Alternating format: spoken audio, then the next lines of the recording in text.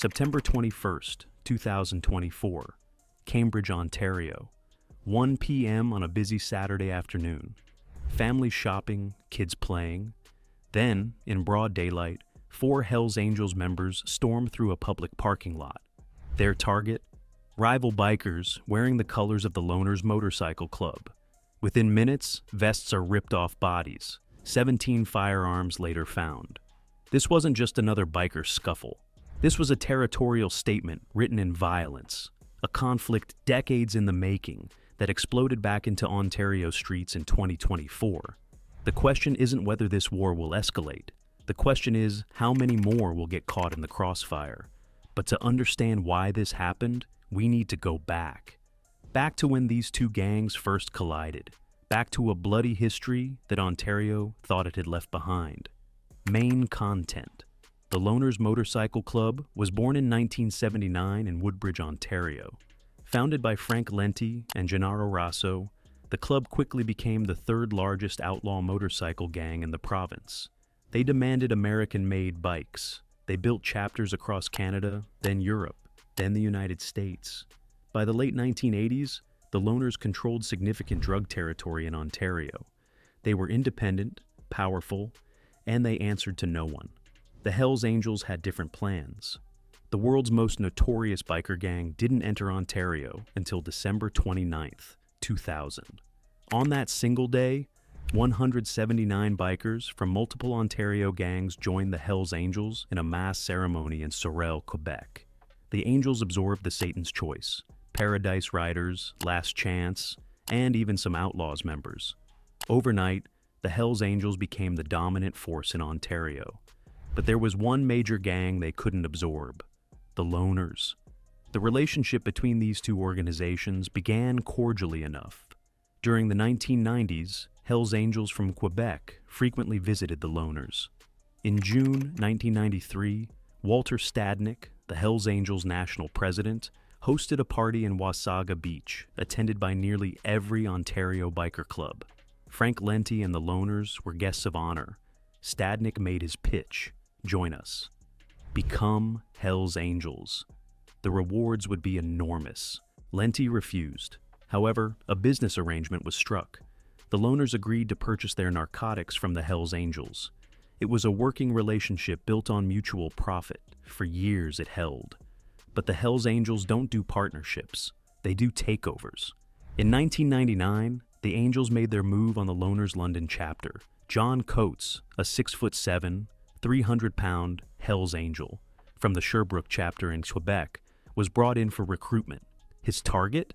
His own brother, Jimmy Coates, a member of the Loners London chapter. Through family connections, John opened a secret pipeline, selling drugs directly to London Loners members, bypassing their president, Wayne Kellestein. Kellestein was a different breed of biker, independent, stubborn. When he discovered that members of his chapter were secretly meeting with the Hells Angels, he exploded. Kellestein stripped them of their colors, the ultimate insult in biker culture. One rebel loner was pistol-whipped and robbed for his betrayal. The Hells Angels don't forgive defiance. October 22nd, 1999, Iona Station, Ontario. Wayne Kellestein stopped his truck at a red light.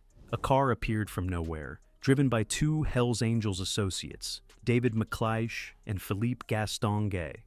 A shotgun emerged from the window. Bullets shredded Kellestein's truck, glass exploding across the interior. Both vehicles raced away. Kellestein survived unharmed, but the message was clear: submit or die. The would-be assassins were arrested. John Coates, Jimmy Coates, McLeish, and Gaston-Gay were all charged with conspiracy to commit murder. They eventually pleaded guilty to conspiracy to commit bodily harm and served jail time. When the Coates brothers got out, they were running the Hells Angels' New London chapter. The Angels had gotten exactly what they wanted, but not all loners surrendered. On April 12, 2001, the Hells Angels delivered an ultimatum to the remaining loners. They were told they no longer had the right to use Ontario on their patches. The Angels claimed the loners were just a regional club, not worthy of provincial representation. Unable to stand alone against the Hells Angels' overwhelming power, many loners faced an impossible choice: Some joined the Angels. Others, led by Celestine, patched over to the Bandidos, the Hells Angels' sworn enemies. The club fractured. From 1999 to 2002, Ontario became a war zone. The conflict was called the Ontario Biker War, and it consumed London, Ontario, in flames and bloodshed. Tattoo parlors burned, strip clubs were torched, massage parlors went up in smoke. On January 11, 2002, 2 people associated with the Hells Angels were shot. The same day, a massage parlor in St. Thomas burned down. Violence escalated weekly. At least 15 people were injured in beatings and shootings. In June 2001, the Outlaws' Woodstock Clubhouse was burned to the ground. The Hells Angels were suspected. The violence eventually de-escalated, but only after massive police crackdowns. The Hells Angels won Ontario. They absorbed most rival gangs, controlled the cocaine trade, and established chapters from Thunder Bay to Toronto. By 2007, police raids seized 500 liters of GHB, 9 kilograms of cocaine, 67 rifles, and 5 handguns. But the Hells Angels' grip on Ontario seemed absolute. Yet the loners never fully disappeared. The loners who remained independent rebuilt. They expanded internationally. 17 chapters in Canada, 11 in Italy, 11 in the United States. They maintained their identity, their colors, their independence. And in Ontario, that independence was a constant irritant to the Hells Angels. Tensions simmered beneath the surface for 2 decades. In 2022, those tensions resurfaced. In August, the Ontario Provincial Police, Kingston Police, and Brockville Police executed search warrants related to ongoing friction between the loners and another rival gang, the Outlaws. But the real explosion came in July 2023, July 8, 2023, Cornwall, Ontario. Around 8:20 p.m., the Outlaws and loners clashed violently in a commercial parking lot. 2 people were stabbed, 1 was shot. All 3 had non-life-threatening injuries, but the brutality shocked the community. 5 people were arrested. Less than 36 hours later, on July 10th, a massive fire destroyed the Outlaws' clubhouse in Brockville, 100 kilometers away. The fire was deemed suspicious. Police suspected arson. Several homes were damaged. Families were displaced. The Ontario Provincial Police Biker Enforcement Unit issued a stark warning to the public. Do not approach outlaw motorcycle gang members. Do not wear gang-related clothing or merchandise. You could become a target. Inspector Scott Wade, head of the Biker Enforcement Unit, told reporters that outlaw motorcycle clubs had expanded exponentially in recent years, driven by support clubs and puppet organizations. The violence, he warned, could escalate at any moment. Then came 2024, July 4th, 2024, Hamilton, Ontario. 4 Hells Angels members and 1 Red Devils member, the Red Devils being the Hells Angels' primary support club, assaulted someone at an establishment and robbed them of personal items. On August 21st, police raided the Hells Angels and Red Devils clubhouses in Hamilton. They seized 4 shotguns, 3 rifles, ammunition, and body armor. 5 men, ranging from 34 to 51 years old, were arrested and charged with assault, causing bodily harm, and robbery. But the Hamilton incident was just a prelude. September 21st, 2024, Cambridge, Ontario, 1 p.m. in broad daylight. In downtown Cambridge, with families and children around, Hells Angels members confronted loners' MC members. What happened next was audacious even by biker gang standards. The Hells Angels and their Red Devils allies robbed the loners of their vests, their patches, their identity, their territory.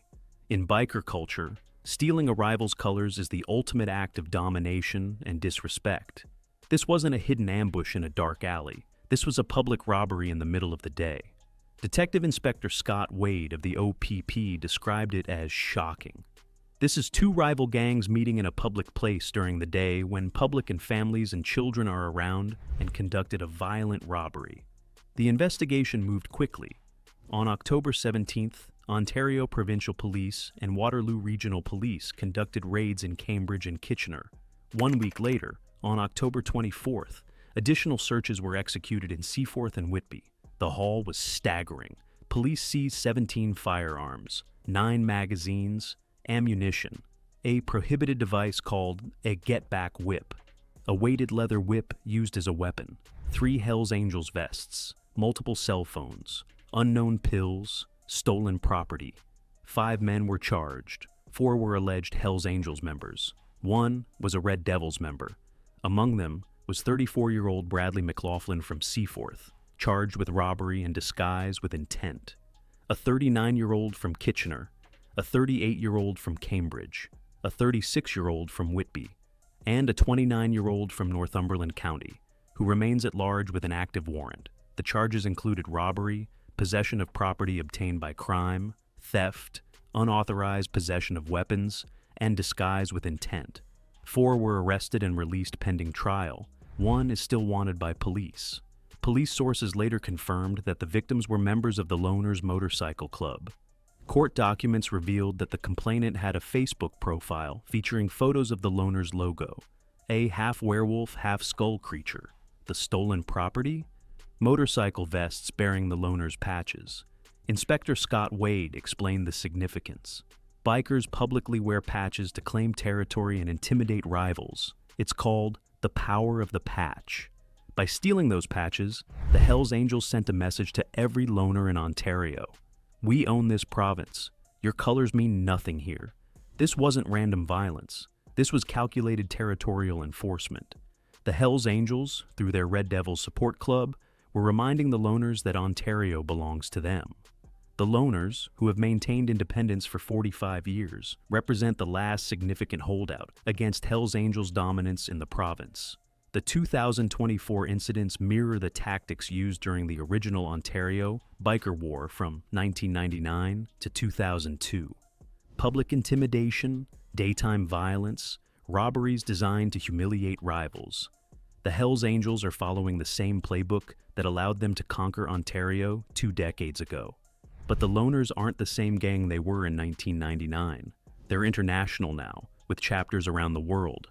They've survived assassination attempts, clubhouse burnings, and massive defections. Some chapters have aligned with the outlaws. Others operate independently. The loners in Europe maintain relationships with multiple organizations. In Ontario, they've quietly rebuilt their presence in cities like Cambridge, Cornwall, and Brockville. The stakes are enormous. Ontario's illicit drug trade is worth hundreds of millions annually. Control of ports in cities like Hamilton and Windsor means control of cocaine, methamphetamine, and fentanyl distribution networks extending across North America. Strip clubs, tattoo parlors, massage parlors, and car dealerships provide money laundering fronts. Extortion and intimidation generate additional revenue. For the Hells Angels, total control means total profit. The Ontario Provincial Police Biker Enforcement Unit has warned that outlaw motorcycle gang numbers are growing across the province. From Thunder Bay to Ottawa, from Ottawa to Windsor, these organizations are expanding.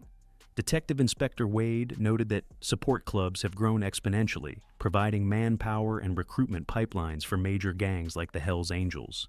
The question facing Ontario now is whether 2024 marks the beginning of another biker war. The July Hamilton incident demonstrated that Hells Angels and Red Devils members are willing to commit violent crimes together. The September Cambridge robbery showed they are willing to operate in broad daylight in front of witnesses. The seizure of 17 firearms proves they're heavily armed and prepared for escalation. Police have increased patrols in areas with known biker gang activity. The Biker Enforcement Unit has mobilized resources across multiple jurisdictions. Residents in Cambridge, Hamilton, Cornwall, and Brockville have been warned to report suspicious activity immediately. The message is clear. This conflict is real, it's active, and it could explode at any moment. The loners face an existential crisis. They can submit to the Hells Angels, losing their identity and independence. They can align with rival gangs like the Outlaws or Banditos, risking a multi-front war. Or they can stand alone, defending their territory against the world's largest and most powerful outlaw motorcycle organization. History suggests that standing alone against the Hells Angels rarely ends well. The Rock Machine tried in Quebec during the 1990s. That conflict killed 162 people, including innocent bystanders. The Bandidos tried in Ontario in the 2000s. That ended with the Shedden Massacre, 8 Bandidos members murdered execution style. The outlaws have survived by maintaining a low profile and avoiding direct confrontation. But the loners are different. They've survived 4 decades by refusing to bow to anyone. They've weathered assassination attempts, internal splits, and the absorption of multiple chapters. They've rebuilt after every setback. Their international presence gives them resources and support that purely Canadian gangs lack. Some experts believe the loners may be the only Ontario gang capable of genuinely resisting Hells Angels' expansion. The September 2024 robbery in Cambridge wasn't just a crime, it was a declaration. The Hells Angels are reclaiming Ontario, one patch at a time. The loners are the last major independent holdout. What happens next will determine whether Ontario sees another decade of peace or another descent into biker war. 17 firearms seized, 5 men charged, one gang standing alone against an empire. The streets of Ontario are about to find out if independence is worth the price. The conflict that began 25 years ago never really ended. It just went quiet. Now, in 2024, it's loud again, and this time, the whole province is watching.